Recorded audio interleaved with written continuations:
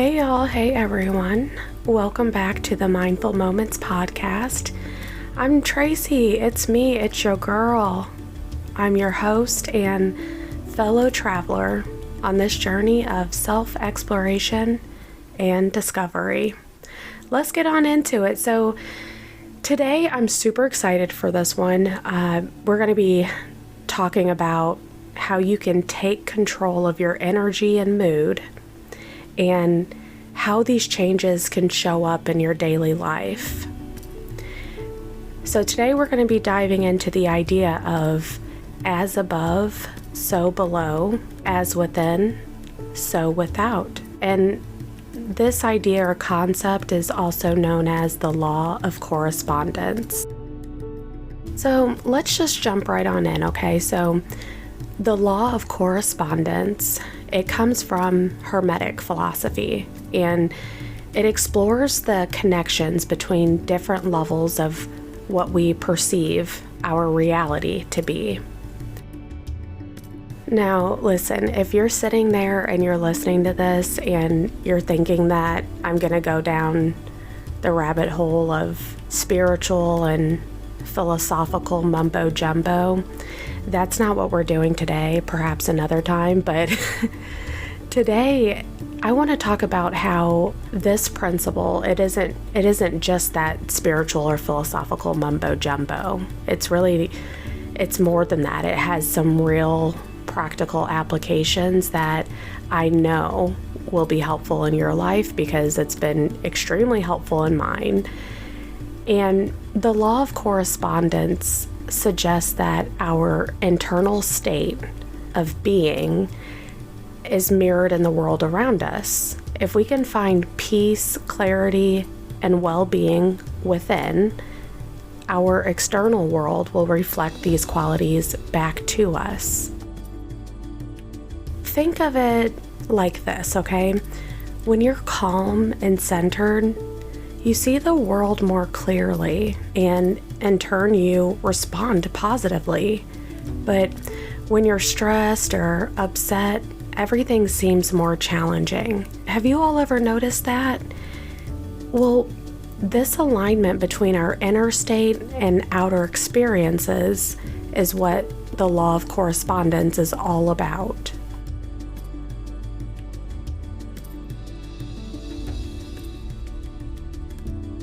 And to illustrate this, I want to share a story, and this is another one of our mindful monologues. And the story really illustrates this concept of the Law of Correspondence. And so before I do the story, I just want to make sure that we're all comfy and cozy. And I want you to close your eyes if you feel comfortable and safe to do so. And I really want you to be able to visualize the story. So that's the purpose of closing your eyes, is so that you can take yourself to the place of this story.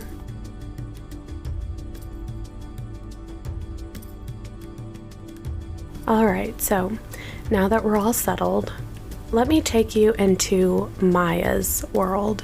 Maya lived in a busy city, and every day she felt overwhelmed by all the noise and chaos. She was stressed and anxious, feeling like she just couldn't escape. One day, her elderly neighbor, Amina, noticed Maya's distress, and Amina invited Maya over for tea, and Amina shared a simple yet profound lesson. She said, "Maya, have you ever watched the moon's reflection in the water? When the water is calm, the moon's reflection is clear and beautiful. When the water is disturbed, the reflection is distorted. Your mind is like the water. When it's calm, it reflects the world clearly. But when it's troubled, everything around you seems chaotic."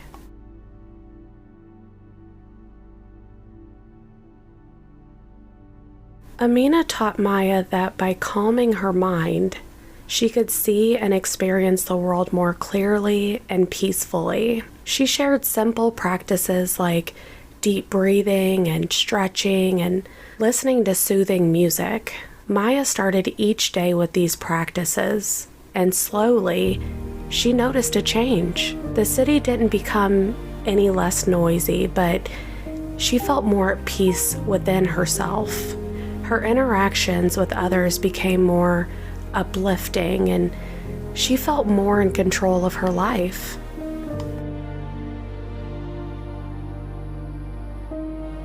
This story beautifully illustrates the principle of as within, so without. Our state of mind has a powerful influence on our experiences. When we take the time to calm our minds and engage in practices that bring us peace, we transform how we perceive and interact with the world around us.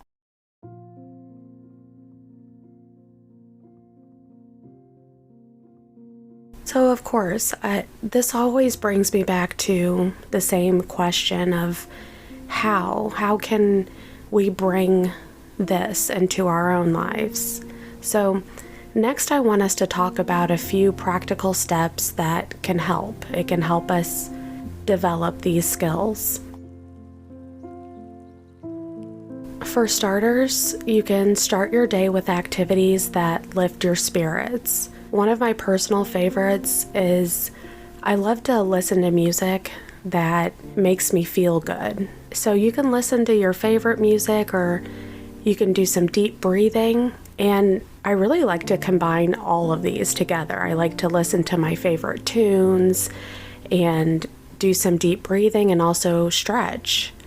And I also really like creating playlists that serve whatever that specific purpose is, whatever that vibe is that I'm trying to curate. I create playlists specifically for that vibe. So if I'm struggling to get going in the morning, or I'm kind of feeling a little bit fatigued or just having trouble getting going, then I'll play a playlist that energizes me, and I'll play that first thing as I'm brushing my teeth in the morning. And this is one of the most effective strategies that I've found as a way to make sure that when I'm starting my day, I'm starting it with the vibe that I want. And it helps to align my energy from the start so that I'm really setting myself up for success.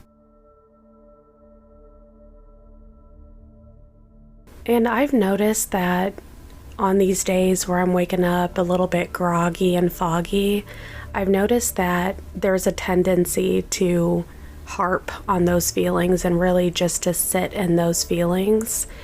And what I found as a more effective strategy is to just practice present moment awareness. So be present with your feelings without judgment, and acknowledge them and gently shift your focus to something that feels better. In fact, let's try a brief breathing exercise together right now. Let's just do this, because this is a tool that you carry within you, completely free and always available. You don't have to worry about it being a major inconvenience or worry about what others might think. Worst case scenario, someone sees you and they are reminded to breathe too. And I've actually, now that I'm sitting here really thinking about it, I've had this happen where I'll be feeling these feelings of overwhelm or stress, and people will see me doing this mindful breathing exercise, and I'll be in public, of course, and I'll look at them and they will start taking deeper breaths themselves. And if you don't believe me, you should give it a try. Please do report back if you do this. So let's go ahead and do this together. Close your eyes if you can, if it feels safe and comfortable to do so. And take a deep breath in through your nose.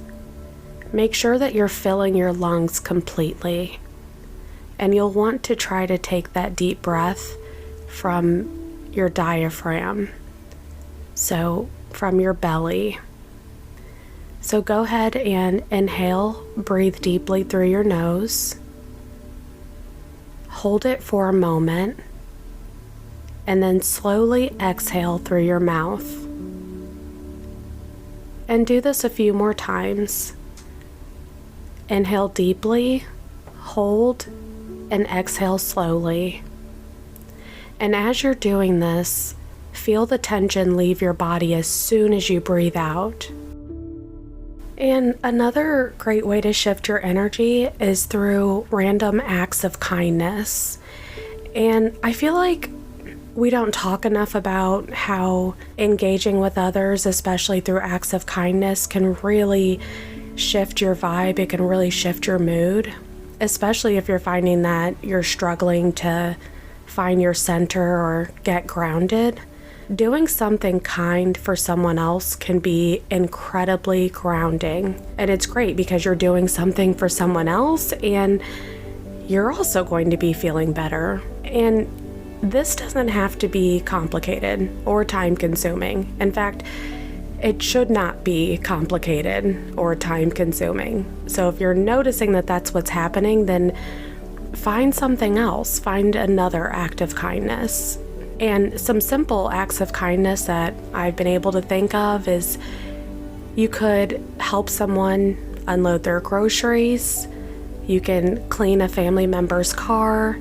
You can help make a meal or just check in and phone a friend. These small acts, they don't just brighten up someone else's day, but they also refuel you and they help lift you out of the pits of misery.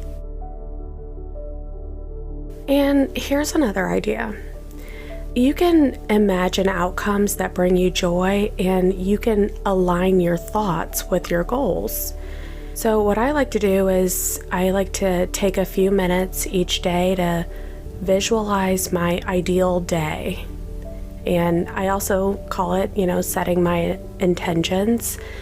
And I visualize myself going about my day and I have it infuse my entire being so that I'm able to align my thoughts with whatever that specific goal is or whatever those intentions are. Let's do this together. Let's give this a try. Think about the outcomes that you want in your day. And it doesn't really matter what time of day it is, but just think about for the rest of the day, what energy, what vibe do you want to curate? For me, one of my foundational vibes is calm and focus. So in this scenario, I would picture myself moving about and engaging with the world in a way that is calm and peaceful and at ease, and also being focused. And with the focus, I see myself starting a task and getting that task to completion. And other times it might be that I am seeing myself finishing a specific project. So maybe it is calmly going to the washer and the dryer and getting my clothes clean and then folding them and putting them away. So from this example, my hope is that you realize that it doesn't have to be some huge, grand process. It can be brief, as long as you can see yourself going through all of those actions and you can see yourself going through those steps and getting those things done and being successful. And to kind of combine all of these strategies, I would also visualize myself listening to my favorite music as I'm doing all of this, dancing around and playing with my dogs and giving my husband a smooch. But as you're able to kind of visualize all of this, it really helps to cement the foundation and the intentions that you're setting. Lastly, one strategy that's worked out really, really well for me is recording voice memos, because there's something to be said about gratitude journaling, right? Like, journaling is an effective and often cathartic way to set your intentions and to get your mind and your head in the right space, right? So, but if you're anything like me and maybe you don't really want to keep a physical journal, perhaps because you're like me and you lose them, or you just don't really like the process of physically writing, that's okay. So that's why I like to use the voice memos, because it's one way that I can capture moments in real time. And in doing that, it helps me so that whenever I'm doing these voice memos, I'm able to express gratitude for what's happening in that present moment.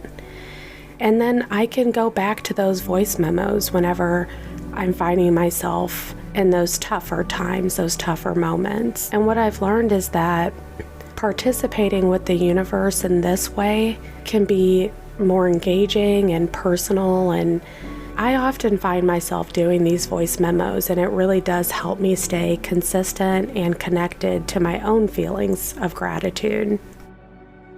And as a reminder, these practices aren't just about feeling good in the moment, but they're really about creating lasting changes in how you feel and see the world, and also how you interact with the world. And by incorporating these steps into your daily routine, you can transform your inner state, which will naturally reflect in your experiences on the outside. As within, so without. Okay, so now that we've talked about some of the practical steps, let's talk a little bit about the science behind why these practices work. And I want to touch on the concept of neuroplasticity. And we've talked about this in previous episodes, and it's been a very brief touch on all of that, but I want to go a little bit further on this.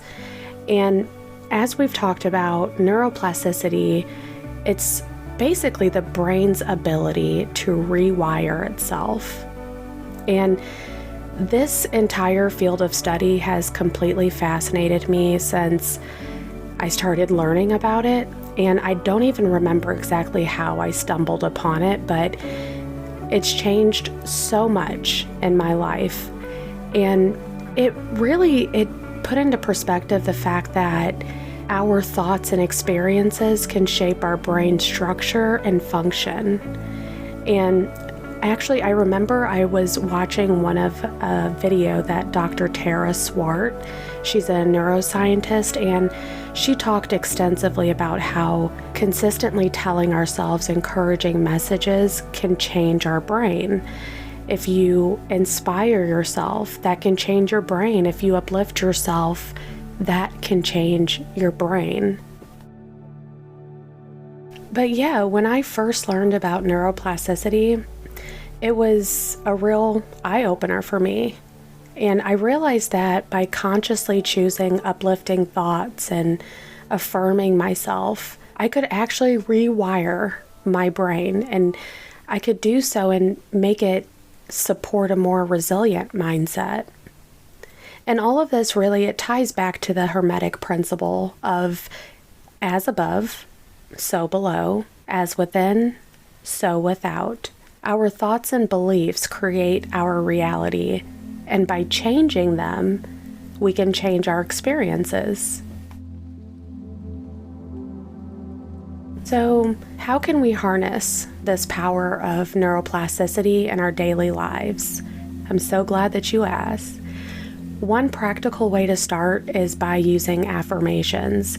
And I already know that there's a lot of buzz going around, and it has been for a while, regarding affirmations. And I was a little bit put off at first. I wasn't really that interested, but I went ahead and did it anyway. And for those of you who are not familiar with affirmations, they're statements that you repeat to yourself, and you can do it either out loud or in your mind. And they can be about anything that you want to improve or bring about into your life. For example, if you want to feel more confident, you might say, I am confident and capable. The key is to say these affirmations consistently, ideally every day. And you want to do that so that they become ingrained in your subconscious mind. Another powerful tool is visualization. And this process involves picturing yourself achieving your goals or living the life you want. And when you visualize, try to make the image as vivid and detailed as possible. Imagine not just what it looks like, but also what it feels like, sounds like, and even smells like. This helps to create a strong mental image. And this strong mental image is very important because it allows your brain some context that it can use whenever it's trying to work towards making those visualizations an actual reality. With these practices of affirmations and visualization, they're not just about thinking good thoughts, but about creating a new reality for yourself. They help to align your mindset with the life you want to create, reflecting the changes that you want to see. By doing this, you can harness the power of neuroplasticity and the Hermetic principle to create a more fulfilling and harmonious life. And now I want to shift a little bit, and I want to talk about the impact of aligning your inner energy on your interactions with the world. When you lift yourself up, you bring a more uplifting energy into your interactions, and it makes them more pleasant for everyone involved. I mean, take it from me, I've been on both ends of the coin. One of my absolute favorite songs, especially like right now, it's pretty much on repeat, but it's a song that's called Two Oceans, and it beautifully captures this idea. The lyrics talk about how your inner light can guide your outer world, and that aligns perfectly with this principle. And I know that I've said this before, but it's worth mentioning again, and probably again and again, that it's important to understand that all of this, it isn't about ignoring tough feelings, but it's really about actively working toward changing them.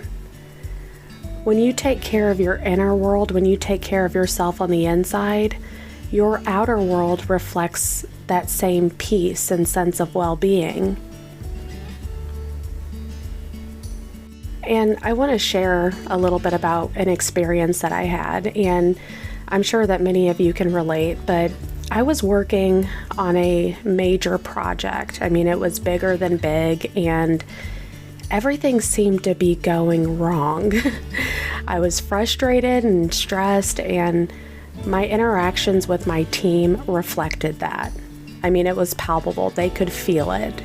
And after taking a step back and practicing some mindfulness and doing some deep breathing and getting some fresh air, I felt more centered. The change in my attitude was noticeable, and it positively influenced the team's morale and productivity. And all of this really, it does a great job of showing that when we focus on aligning our inner state, we create a ripple effect that can transform our external experiences. It's about being proactive in managing our energy and emotions, which in turn enhances our relationships, our work, our creativity, and our overall well-being.